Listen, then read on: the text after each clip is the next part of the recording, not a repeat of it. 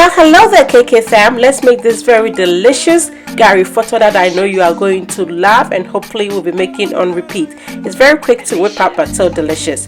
I'm going to start off by pouring some Gari into a pan. There's no heat on the pan at this point, and then I'm going to make some salt water. Sprinkle the water over the Gari. You want to make sure that the Gari is a little bit moist or wet. You don't want it to be too crispy or crunchy. I'm going to stir, just making sure that all the Gari is a little bit on the damp side. And now I'm going to be introducing some stew. If you watched my recent corned beef and vegetable jollof video, you know that I saved some of the stew, so which is what I'm using right now. You can certainly use any stew that you have. Just make sure that it is banging because you want the Gari Fortor to be absolutely delicious. We're not going to compromise on taste. Notice that I did not put all of my stew on the Gari right away. I just put like a portion of it. I don't want my Gari Fortor to be too stewy, neither do I want it to be too dry. So doing it a little at a time is going to make sure that I have the perfect texture that I desire. And you know we don't do stuff mediocre around here. It's either we go big or we just go home. So I'm throwing in all these veggies, paying in mind colors and textures. So I chose veggies that I want that will make my Gari Fortor pop on flavor and as well as to your eyes. Feel free to choose any veggies that you desire, but this is what I like.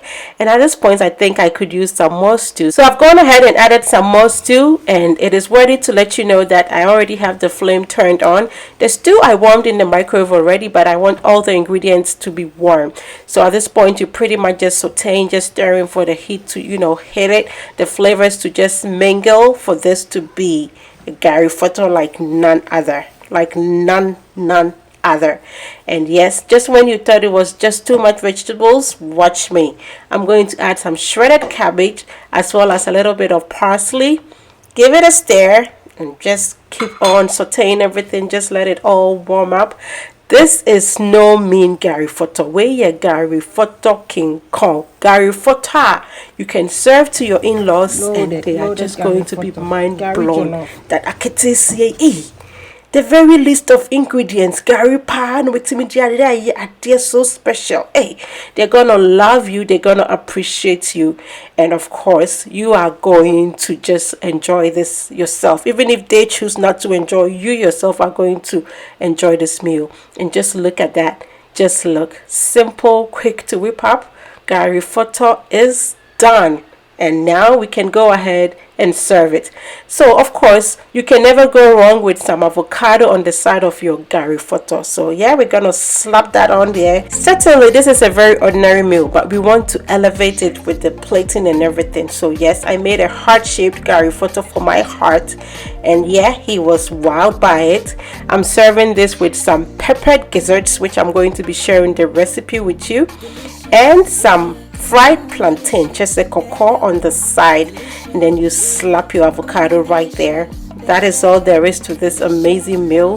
Very simple, very inexpensive, and very delicious. Just make it for any guest and they're just going to be wowed by it. Do you have any more of this? That is how good it is. And the next time they visit, most likely they're going to ask you if you can make that same meal for them. And that is when you'll know you made a right decision. Thanks so much for watching. Kindly give me a thumbs up and share.